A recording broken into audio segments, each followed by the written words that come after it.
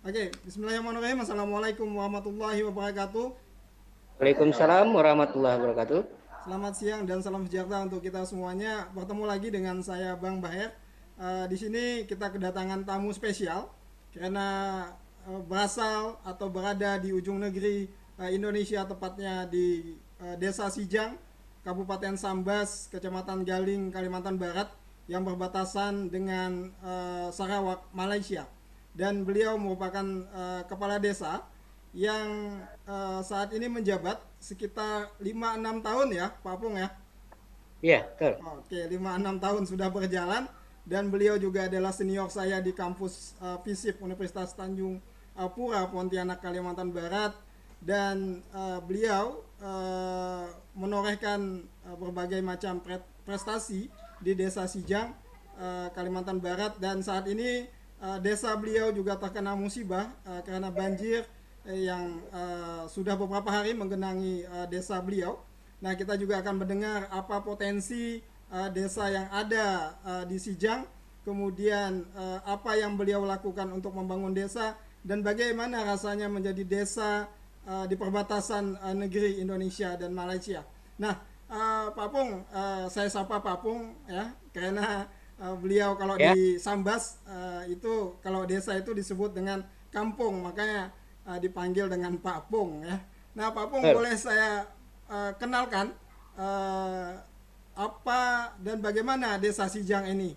Misalnya berapa jumlah penduduknya, berapa apa kakaknya, begitu Pak Pung? Bisa dijelaskan Pak Pung? Nah, baik, sebelumnya kami ucapkan terima kasih kepada Bang Bahir yang sudah eh, mengajak kami, jadi tentunya untuk menjadi narasumber, paling tidak untuk memberikan informasi terkait dengan seputar Desa Sijang. Jadi perlu untuk kami sampaikan, Desa Sijang merupakan salah satu desa di Kecamatan Galing, Kabupaten Sambas. Kalau bicara administratif wilayah, kita terdiri atas dua dusun. Ada dua dusun, dusun Sejati dan dusun Sehati. Yang masing-masing dusun itu terdiri atas 5 RT. Jadi kita untuk di Desa Sijang ada 10 rukun tetangga Oke. yang terdiri dari 727 jiwa, 227 kakak maksudnya, sorry, maaf, Oke. yang terdiri dari 2.530 jiwa. Oke. Itulah seputar gambaran terkait dengan secara pemerintahan. Kemudian terkait dengan luas wilayah, Hmm. luas wilayah Desa Sijang itu 9.117 kilometer Oke. hektar, bukan Oke. kilometer, hektar. Ini berapa jauh jarak dari perbatasan Aruk nih, Pak Pung, wilayah Pak Pung? Kalau dengan perbatasan Aruk, kita sekitar 45 kilo.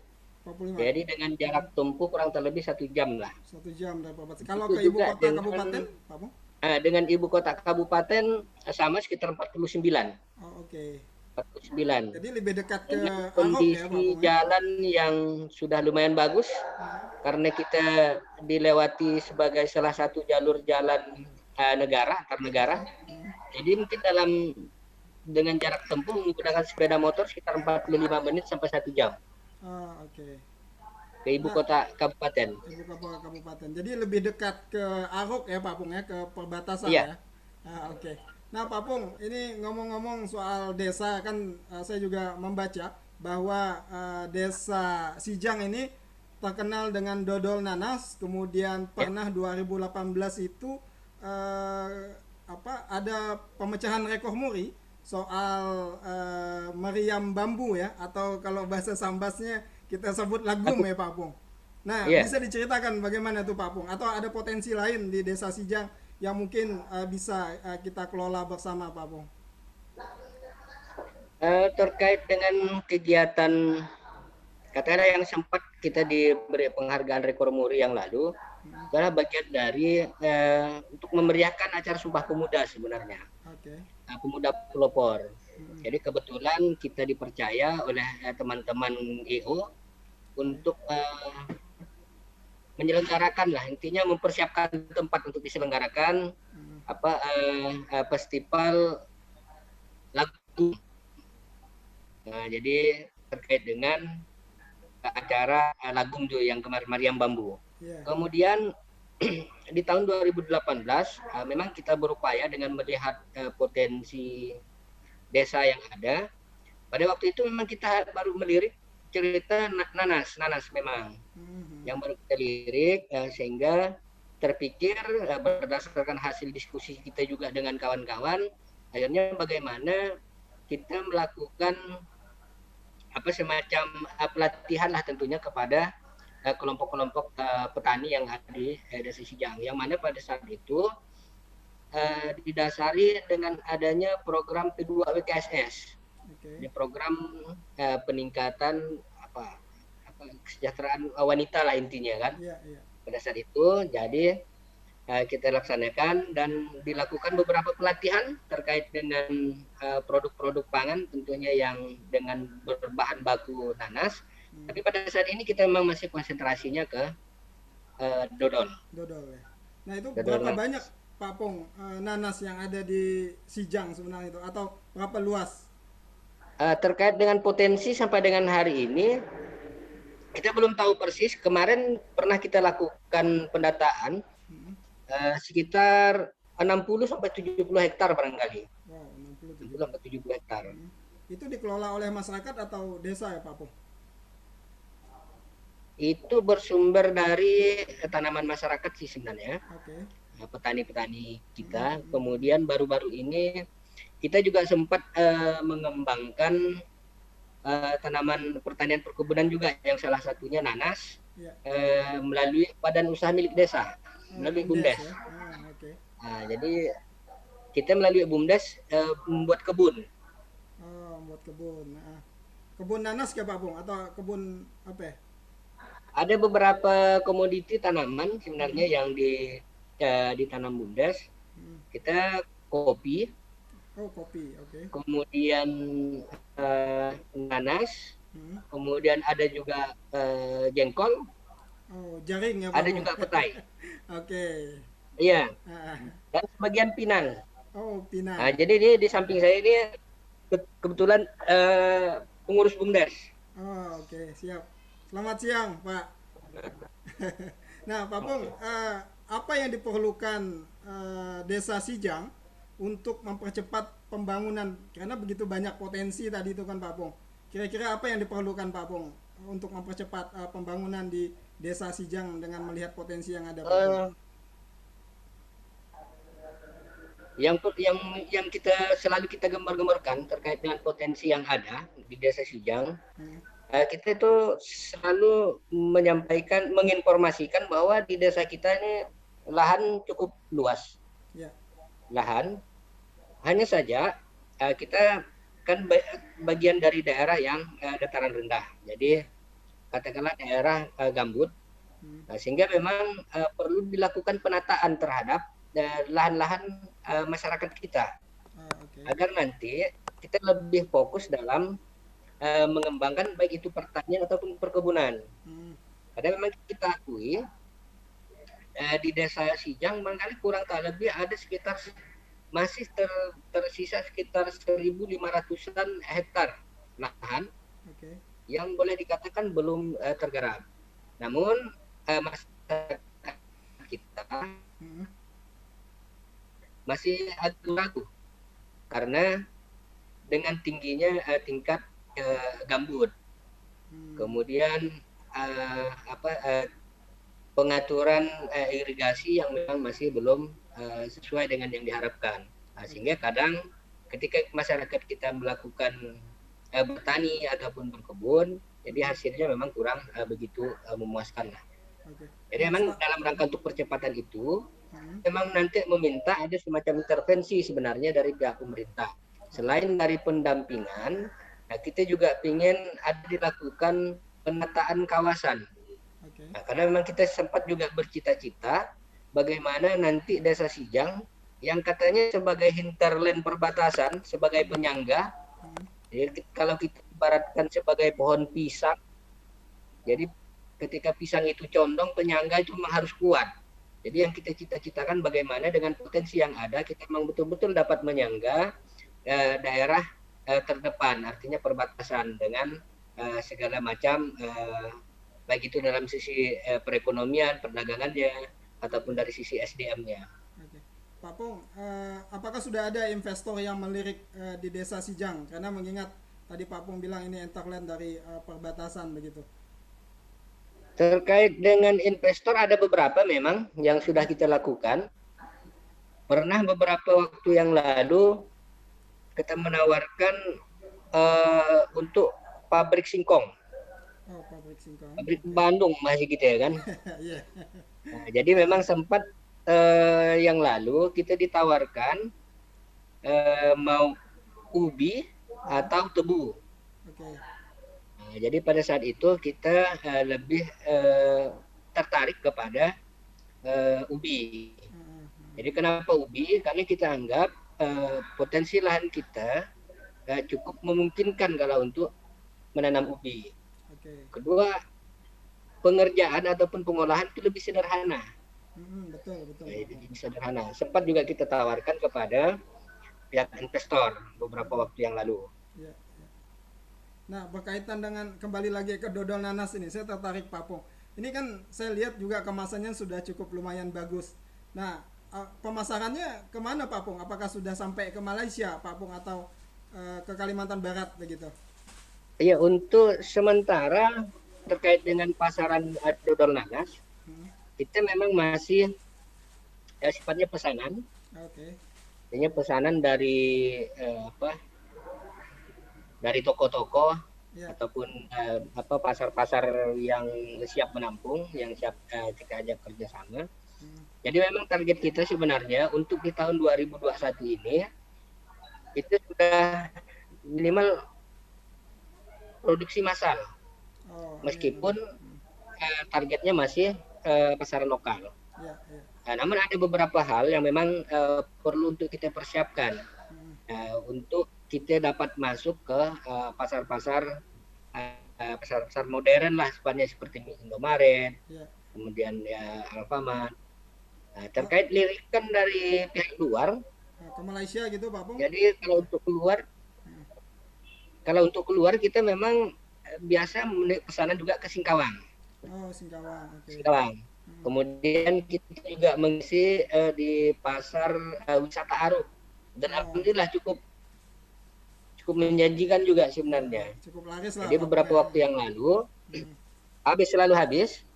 Dan di tempat pengolahan di kawan-kawan kelompok UKM juga pernah dikunjungi oleh pelaku-pelaku usaha dari Sarawak dan Taiwan pada saat itu. Wow.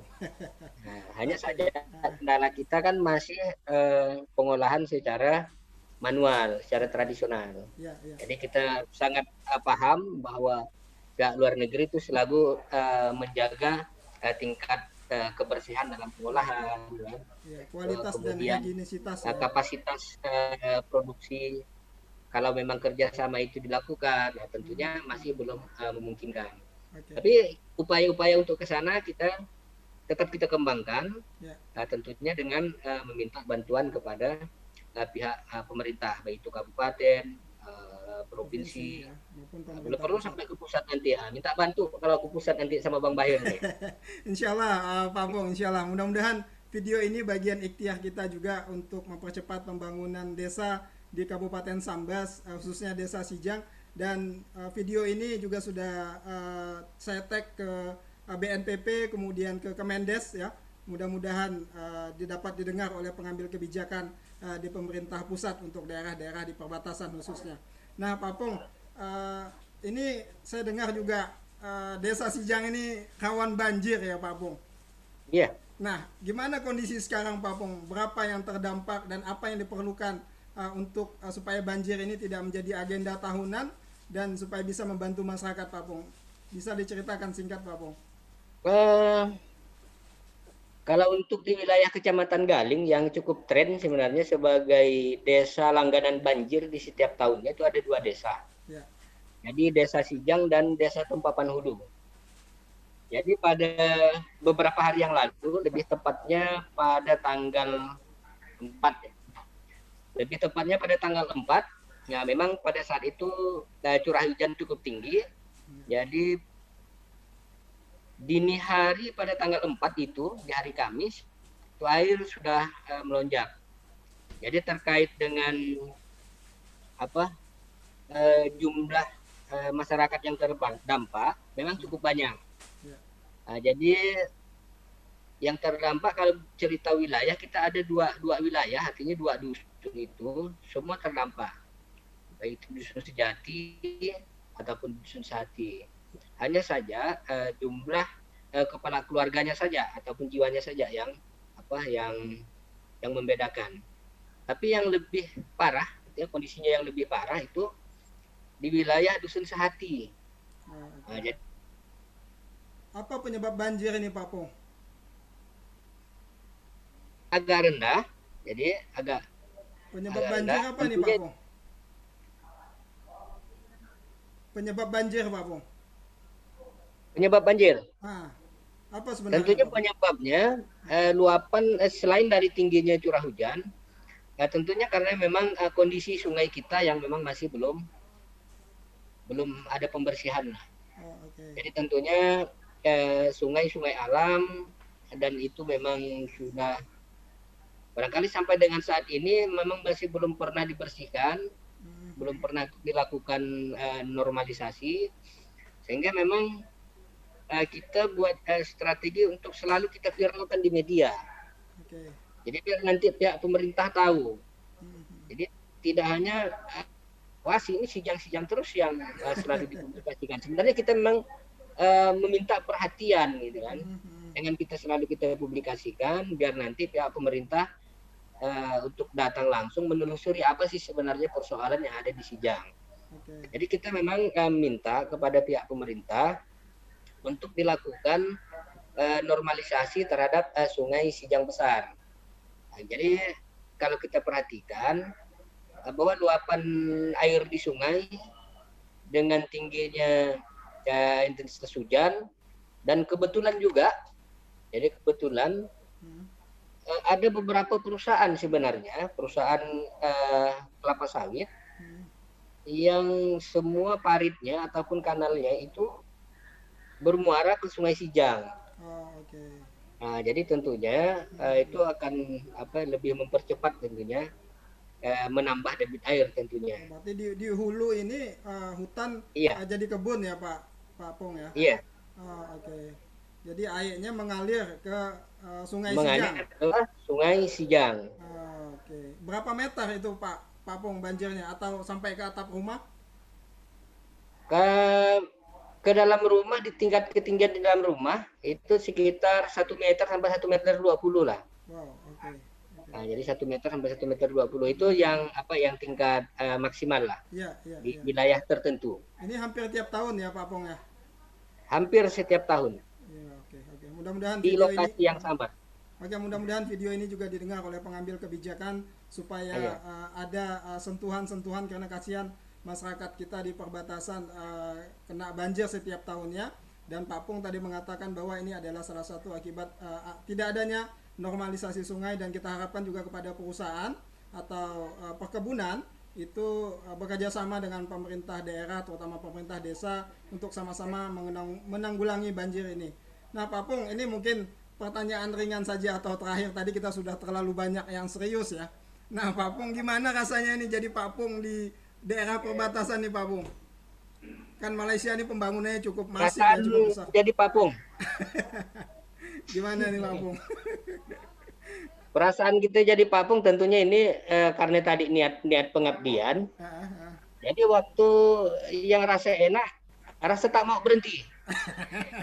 Berarti nyalon aja nih Pak Pung, nyalon satu periode aja. Iya. Tapi ketika ada masalah, apalagi saat pandemi COVID ini, jadi tentunya banyak perubahan-perubahan kebijakan ataupun banyaknya aturan-aturan yang dikeluarkan oleh pemerintah, membuat kita rasa puyeng juga. Jadi ketika kita pusing, jadi rasa pingin berhenti. Tapi itu bahasa guyonan, tentunya sakit, enak, tentunya itu risiko atas sebuah jabatan yang kita pegang. Betul. Nah, jadi tentunya Eh, ada tingkatan barangkali dalam hal urusan-urusan dalam hal pemerintahan, ada hal-hal yang ringan barangkali mungkin agak sedikit enteng untuk kita selesaikan. Ya, ya. Namun juga ada beberapa hal yang barangkali memerlukan kerja-kerja ekstra, baik itu dalam sisi tenaga ataupun pemikiran dan partisipasi keterlibatan kawan-kawan dalam menyelesaikan persoalan-persoalan. Tapi ya kita bawa asik saja, karena itu adalah bagian dari tanggung jawab kita sebagai seorang kepala desa. Jadi Ya. bahasa kampungnya Pak Pung. Jadi apapun memang harus kita hadapi dan kita selesaikan. Mantap. Ini kepala desa milenial juga ini teman-teman ya. Kalau teman-teman tahu, ini usia berapa Pak Pung? Siap. Usia Pak Pung berapa sekarang? Hah? Usia Pak Pung berapa? Ada 35, 36. Halo. Usia Pak Pung, umur Pak Pung. Oke. Kurang jelas. Kurang Umur jelas. Pak Pung, usianya berapa Pak Pung sekarang? Oh, usia. Ah, Usia 38 lah. nah ini 39 lah. berarti 6 tahun yang lalu. Kelahiran Hmm, 83. berarti 6 tahun yang lalu masih 32 ya waktu jadi terpilih Pak Pung ya, 32, 33. Oke. Rencana ada mau nyalon lagi Pak Pung ke depan? Ini kan baru satu Terkait periode. dengan pencalonan ke depan kita wait and see masih. Yang jelas kita sudah sangat bersyukur kalau memang menjalani yang ke-6 tahun. Jadi kita nanti akan berakhir pada tanggal 17 Desember 2021. Oh, oke, masih Jadi, setahun ya. Jadi artinya dengan sisa sekitar 10 bulanan ini Ya, kita mampu menyelesaikan tentunya dengan tidak meninggalkan persoalan-persoalan, kita sudah sangat bersyukur. ya, ya. Jadi Ya. terkait dengan bagaimana nanti di 2022, Ah, karena rencananya ini kan Pilkades 2022 nih. ya, betul. Nah, jadi kita masih wait and see dan insya Allah akan kita pertimbangkan lagi lah Oke. maju atau tidaknya. Tapi Papung yang jelas ini, dukungan insya Allah kita akan tetap melanjutkan. amin, amin, amin. Pak Pung, ini pertanyaan terakhir Pak Pung. Nah, ini kan desa dekat dengan desa perbatasan. Bagaimana Pak Pung melihat begitu masifnya pembangunan di Sarawak, Malaysia dibandingkan dengan desa yang ada di Indonesia, terutama di desa Sijang, Pak Pung? Atau apa harapan Pak Pung kepada pemerintah pusat, pemerintah daerah, baik provinsi maupun kabupaten? Kalau kita mau membandingkan tingkat kemajuan pembangunan lah artinya di desa, khususnya kami di desa Sijang, maka tadi sempat kita analogikan ketika kita ini diponis sebagai hinterland ya perbatasan, penyangga perbatasan, paling tidak penyangga itu memang harus kuat. Ya, betul.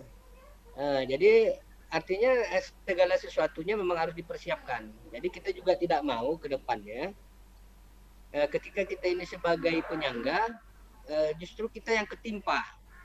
Ya, ya. Jadi ibarat penyangga ini ibarat kita menyangga pohon pisang yang condong. Jadi kita berkeinginan bahwa posisi kita itu sangat kuat.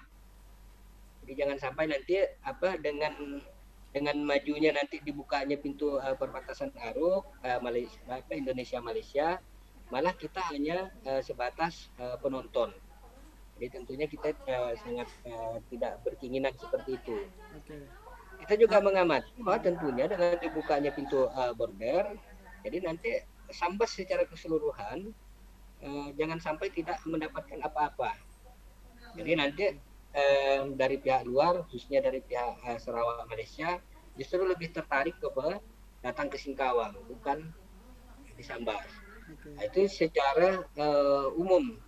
Apalagi kalau kami bicara desa, tentunya ketika tidak ada yang bisa kita tawarkan ya kepada pihak-pihak yang dari luar negeri yang nanti melintas, otomatis kita tidak akan mendapatkan apa-apa dan tentunya kita hanya sebatas penonton. Jadi tentunya kita sangat berharap kepada pihak pemerintah untuk melakukan intervensi lah lebih jauh lagi, tentunya dalam mempersiapkan desa-desa yang berada di sekitar wilayah perbatasan.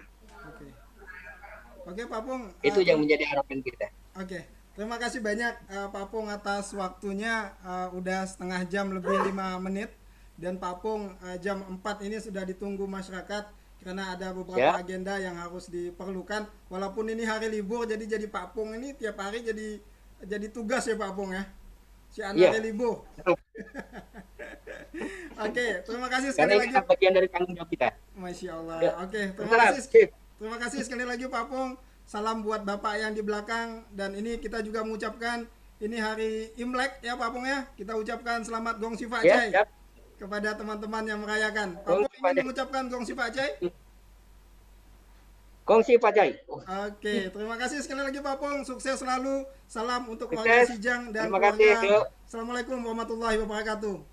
Waalaikumsalam warahmatullahi wabarakatuh.